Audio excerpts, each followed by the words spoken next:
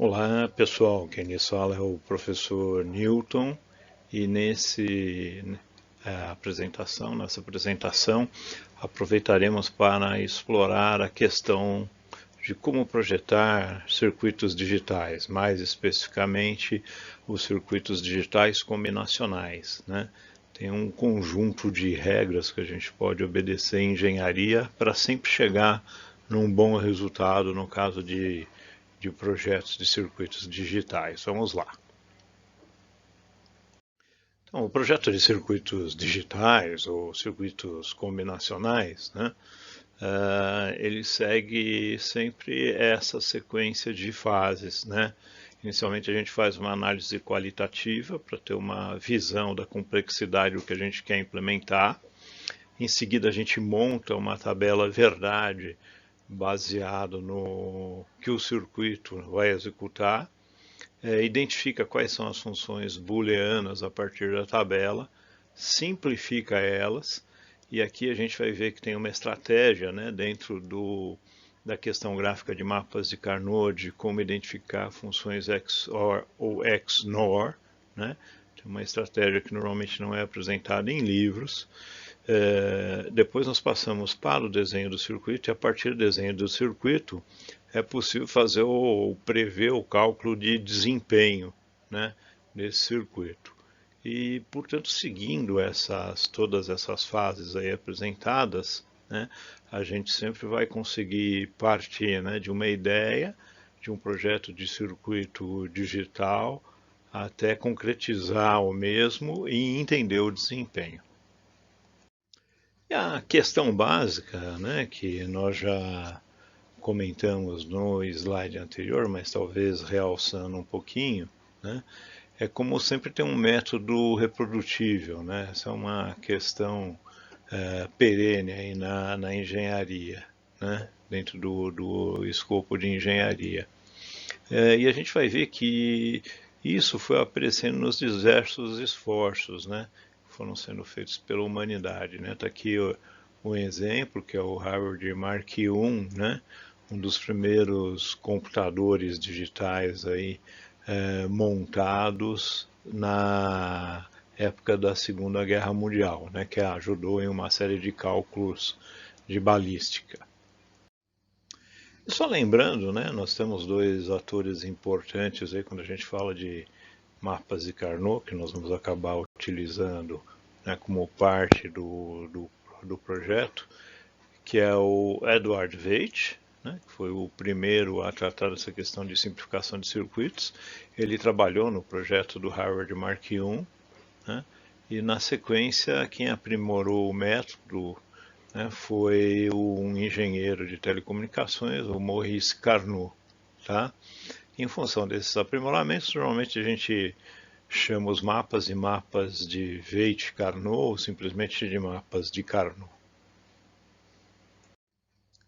Aqui exemplos de mapas, né? Os mapas eles são direcionados de acordo com o número de variáveis, né, que você tem numa função. Se for de duas variáveis, a gente vai ter um mapa com 4 células. Se for de 3 variáveis, 2 a terceira, 8 células. Se for de 4 variáveis, a gente vai ter 2 a quarta, 16 células. E você pode se perguntar, né? Dá para fazer mais? Dá. Dá para fazer computacionalmente, se você quiser enxergar aqueles problemas eletrônicos que a gente já viu no passado, tem outras táticas aí que a gente usa, ok? E o mapa de Carnot, né, ele faz uso sempre dessa propriedade simplificadora, né, nas células adjacentes. Portanto, ele é incapaz, né, ele é capaz de fazer esse tipo de simplificação, né, por agrupamentos, pelos mintermos, mas ele é incapaz de fazer simplificações, às vezes mais interessantes, como o uso da função XOR, que a gente vai ver nos exemplos aí a seguir. Tá?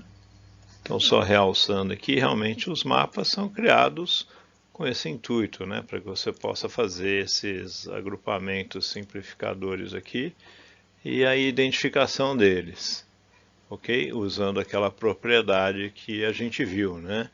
Faz a parte do elemento neutro, né?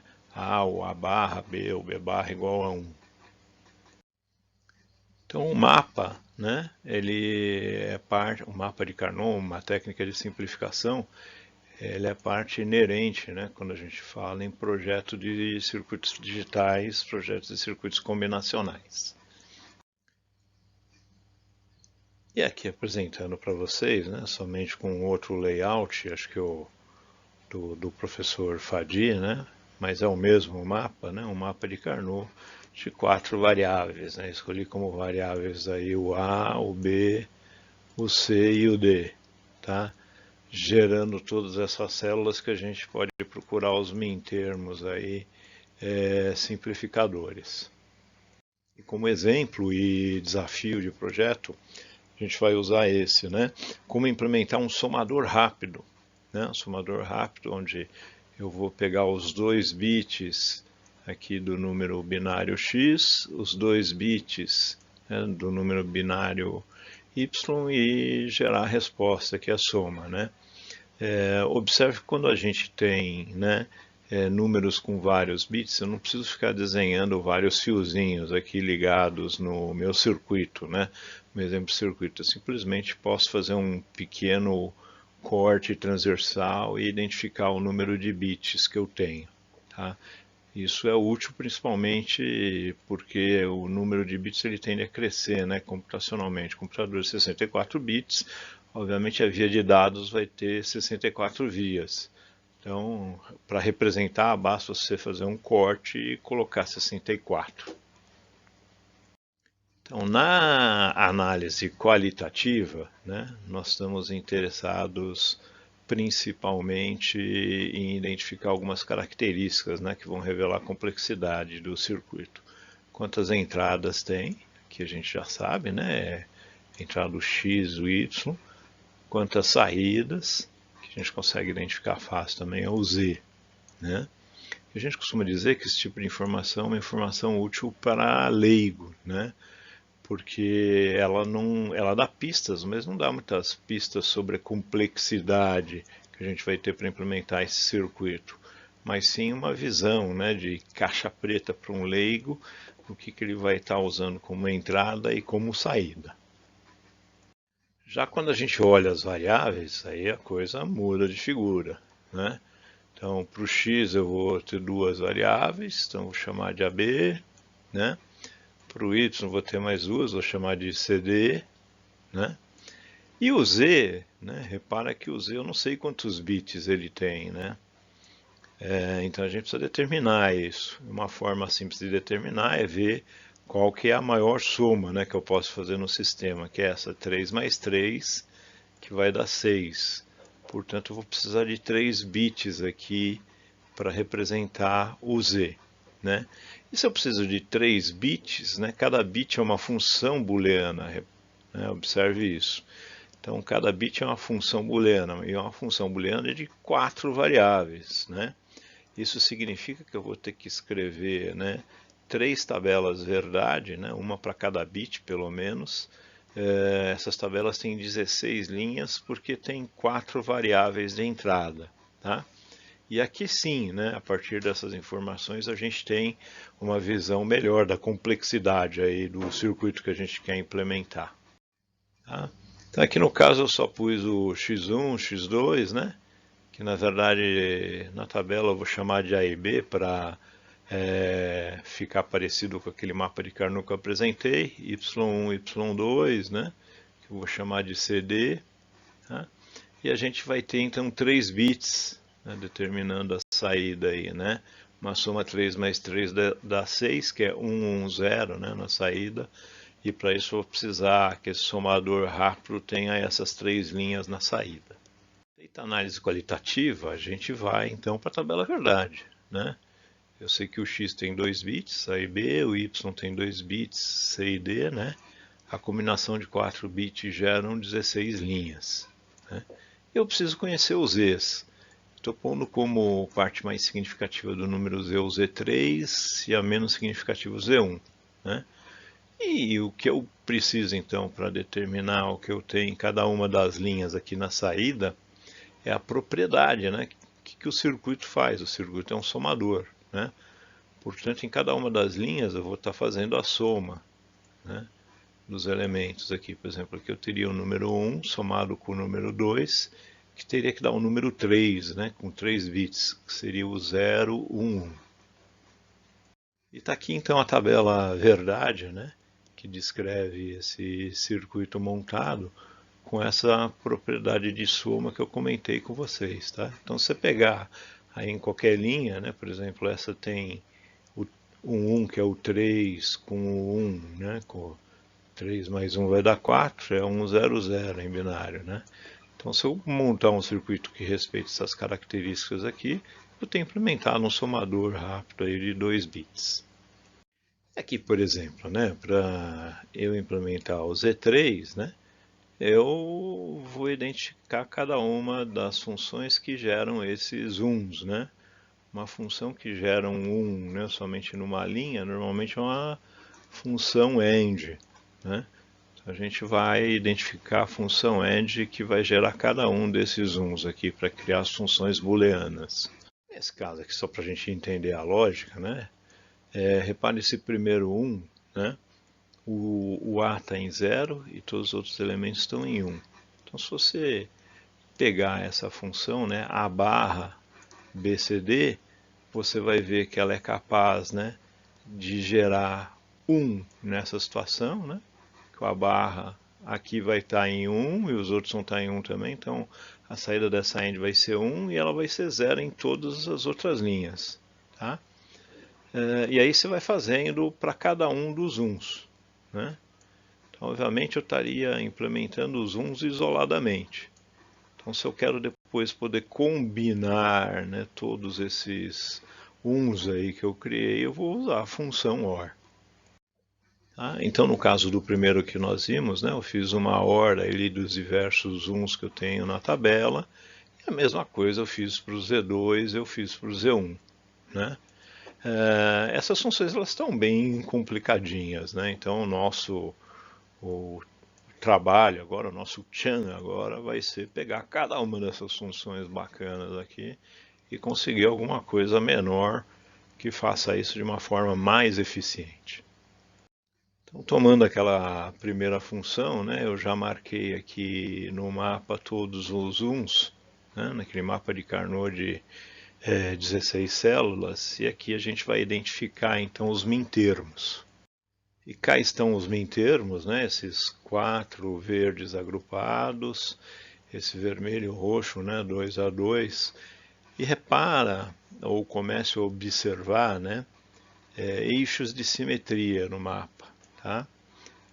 Esse mapa ele tem um eixo de simetria. Né? Então, em geral, quando tem um eixo, existe uma fraca evidência que a gente pode melhorar a simplificação, mas não é uma evidência de XOR. Quando a gente tem simetrias, por exemplo, em 2 eixos, aí, em geral, a gente costuma dizer procura na função simplificada que você vai encontrar função XOR.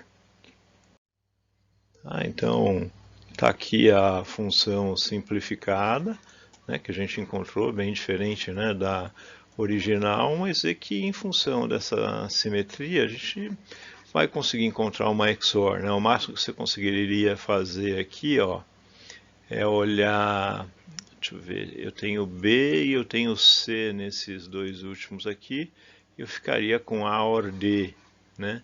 Mas eu não consigo combinar com esse AD aqui. Tá? Algum tipo de simplificação, mas não é o que a gente gostaria de fazer. Então bastaria usar essa aqui. Já para o Z2, né, eu marquei aí os uns nos mapas e aí encontrei os mintermos, né? Esses dois uns, coitado, né, eles vão ficar isolados aí no nosso mapa. E esse mapa de Carnot, né, que tem essa função como resultado, ele já tem 2 eixos de simetria. 2 eixos de simetria é um forte indício de que existem funções XOR escondidas aqui, né? E que o mapa, pela sua constituição, ele não dá para a gente, né? Ele vai dar sempre esse tipo de função. O programa de computador também vai dar sempre esse tipo de função. E aí vai caber, né, a nós, com a nossa experiência em cima do XOR, ver o que a gente pode fazer com essa expressão aqui, que já é muito melhor do que essa, evidente, para achar as funções XOR escondidas. Tá, então aqui eu fiz uma manipulação algébrica, né? Eu brinquei primeiro com esses dois termos, né? Então com esses dois termos eu coloquei o A barra sem evidência, gerando, né, ó, B barra OR D barra, que pelo De Morgan, né, eu posso transformar em BD barrado, beleza? Mesma coisa eu fiz para esses dois termos aqui, eu encontrei essa expressão. E esses dois últimos, eu isolei o BD, né? Na hora que eu isolo o BD, observa que eu tenho o A barra C barra aqui e o AC. Isso é uma função XNOR, né? Então eu representei aqui, né, o A XOR C barrado, né? Para a gente lembrar da XNOR. E aí, continuando, né, se eu colocar os dois primeiros termos aqui em evidência, o BD barrado, observa que eu tenho A barra C, AC barra, isso é uma XOR, né, A XOR C, tá? E de novo A XOR C. Aqui, deixa eu só mudar a cor do pincel, né, observa que eu tenho o alface e o alface barrado. Eu tenho a batata e a batata barrada. Portanto, isso aqui é uma função XOR também, né? Entre o alface e a batata. Tá? E observe então que eu consegui uma função muito mais interessante do que a função original, observando aquela assimetria no mapa. Tá? E aqui apenas lembrando, né, a simetria ela indica que existem funções XOR, mas aí cabe a nós, né, com a nossa experiência em propriedades de álgebra de Boole, encontrar essas funções e um circuito obviamente mais eficiente que executa a mesma função, ok? Aqui para o Z1, né, novamente, né, fiz a marcação dos termos, né, e esses dois uns aqui da esquerda, né, que estão em verdinho, eu posso combinar com esses dois uns da direita, tá? Então isso é um min termo só. E o mesmo aqui, esses de baixo com os de cima. De novo, né, se você percebeu a ideia que nós passamos nos outros mapas, eu tenho dois eixos de simetria. Né? Então isso é um forte indício de que a função simplificada, né, vai ter uma XOR. Tá? Então repara que aqui esse em vermelho é o BC barra, esse aqui em azul é o B barra C, e os dois podem ser combinados numa única XOR, que é o B XOR C, né, que é muito mais eficiente. Então aqui então as nossas três funções, né, cada função representando um bit de saída do somador rápido, e o desenho, né, desse somador, né, essas coisas esquisitas aqui na entrada, me desculpem, né, são push buttons, né, para poder representar os bits AB do X e o bit CD do Y, né, as diversas portas. Eu posso ter portas com mais de duas entradas, tá? Existe isso para comprar, né, integrado. Então, existe normalmente de 3, de 4 e de 8. Né? Depois de 8 pula para 16, né, para vocês saberem.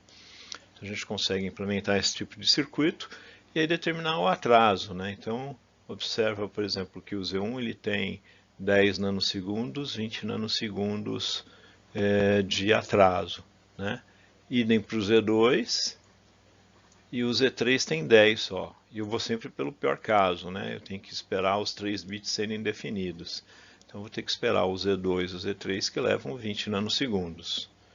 Isso daria uma frequência máxima de operação, né, que é o inverso dos 20, que dá 50 MHz, e pondo lá os nossos 30%, que é a margem de segurança de engenharia, a gente carimbaria esse circuito para operar em 35 MHz, esse somador rápido. Isso imaginando que eu estou usando portas lógicas aqui do tipo TTL, né, low shot, tá bom? Obviamente que existem lógicas mais rápidas, que consomem às vezes um pouco mais de energia, depende da aplicação que você deseja implementar. Eu espero então que você tenha apreciado, né, essa técnica. Essa técnica ela é sempre repetitível, né? E aí, para acreditar então na técnica, nada melhor do que implementar esse circuito. Então você vai usar o Logic Line, né, o software web aí, para implementar esse somador rápido e verificar se ele funciona, né? Verificar o funcionamento é meio que bater se aquela tabela verdade que faz a soma tá ok, né? E aí eu faço uma pergunta capciosa para você: qual que é a diferença entre um somador rápido e um somador serial, né? Um full adder, half adder, que a gente já viu anteriormente, tá? E como exercícios eu vou deixar esses dois aqui: implementar um multiplicador de dois números de 2 bits, né? Esse seria um multiplicador rápido também, o nome técnico dele. E você vai implementar no Logic Line, né, e fazer alguns testes para ver se esse troço funciona, usando a mesma técnica. E, de novo, né, você vai usar agora para um circuito comparador de 2 bits. Né? Então, se a entrada x for maior ou igual a y, isso vai fazer com que a saída do circuito gere 1, senão vai dar 0. Os circuitos comparadores eles são muito úteis em telecomunicações, né, para determinar erros, e são muito úteis em unidades lógicas aritméticas, onde a gente faz a comparação para tomada de decisão, né, de programas, né, para poder então tornar o programa, aspas, inteligente, né. A gente precisa aqui de comparadores. Isso foi o Alan Turing que bolou a primeira vez. E uma coisa bacana que vocês vão ver aqui é uma pista, né? Toda vez que eu tenho comparadores, a gente vai ver que aparece bastante função XOR, né? Ou XNOR. Então é possível que esse circuito aqui que você vai implementar, você se depare com simetrias interessantes ali nos mapas. Ok? Um grande abraço a todos aí e até a próxima, nossa próxima videoaula.